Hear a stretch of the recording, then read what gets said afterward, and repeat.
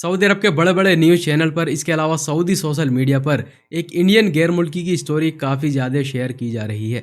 और यहाँ पर बताया गया है कि इस इंडियन गैर मुल्की ने सऊदी अरब के अल अफलाज में अपनी ज़िंदगी के 48 साल गुजारे, वो भी एक ही कफ़ील के पास में।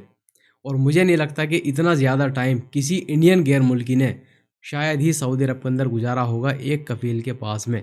और इस कफ़ील ने इस गैर मुल्की के बारे में क्या कहा है और इस गैर मुल्की ने अपने कफ़ील के बारे में क्या कहा है, ये वीडियो भी यहाँ पर मैं आपको दिखाऊंगा।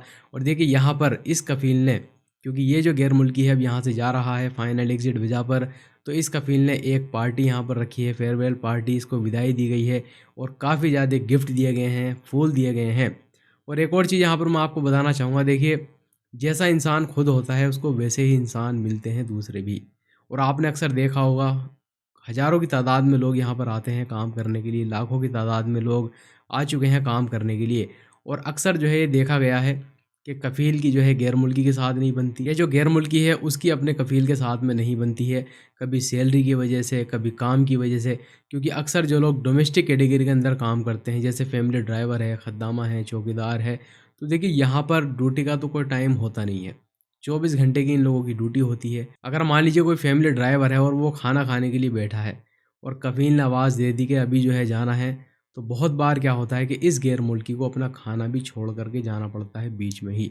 और काम का जो है एक लोड होता है, जैसे रमज़ान के टाइम में जो खद्दामा वगैरह यहाँ पर काम करती हैं डोमेस्टिक कैटेगरी के अंदर, बहुत ज़्यादा काम होता है, रोज़े की हालत में काम ज़्यादा करना पड़ता है, तो ऊंच नीच यहाँ पर हो ही जाती है।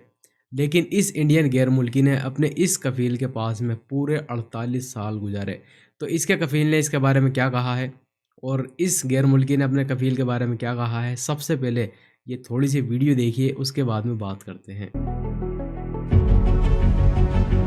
حياكم الله وبياكم في هذه الليلة المباركة، ليلة الوفاء من الوافين إلى هذا الرجل الوفي، وهو أخونا الأخ عبد الجبار. قبل نصف قرن من اليوم قدم هذا الرجل المبارك إلى الأفلاج. جانا من 48 عام وهو موجود عندنا، وعمله جميع أعماله كلها طيبة. جميل، الحمد لله خير. هذا أبوي ممتاز، أنا أحبك كثير. أخونا ناصر وضع كل شيء إن شاء الله 40 سنة ما عندنا زعل ولا ما عندنا أي شيء. بس هذا أخوي إبراهيم، أخو ناصر، أخو عبد الله وعبد المحسن، كلكم الحمد لله خير، ما في أي مشاكل، ما في أي شيء.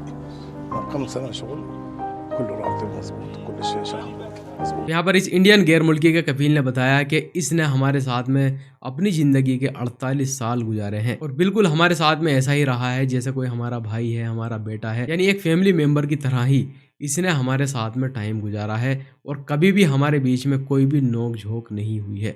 और इसी तरह से जो ये इंडियन गैर मुल्की है, इसने भी अपने कफील के बारे में बताया कि इसको यहाँ पर बहुत ही अच्छे से ट्रीट किया गया है।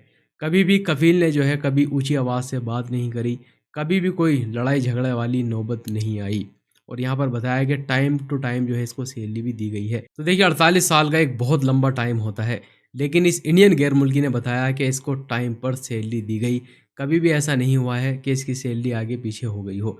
लेकिन अक्सर सऊदी अरब के अंदर देखा गया है कि जो डोमेस्टिक कैटेगरी के अंदर लोग काम करते हैं, बहुत मर्तबा क्या होता है कि जो उनका कफ़ील है उसके पास में हिसाब नहीं होता है सैलरी देने के लिए, तो कभी ना कभी 1 महीना, 2 महीना, 3 महीने जो है सैलरी लेट हो जाती है।